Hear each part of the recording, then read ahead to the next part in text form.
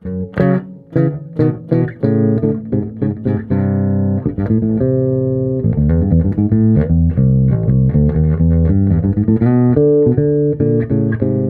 guys, what's up? I'm coming at you with some very interesting basses and one guitar for you, all very vintage or vintage style. A couple of them are brand new. So what do I have? And we're gonna sound test them, but just wanted to give you guys a good look. So here, this is a Precision, serial number dates it to 1984, 1985.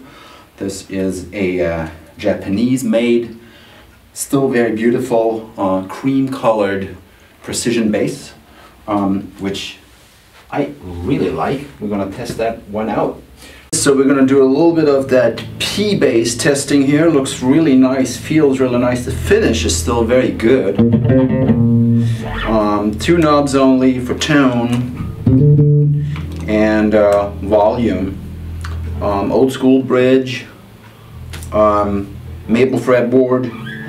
I believe those are nickel strings, kind of thin for my liking. I like them a little bit thicker, and I also like them, I guess, flat wound. So let's see what we got.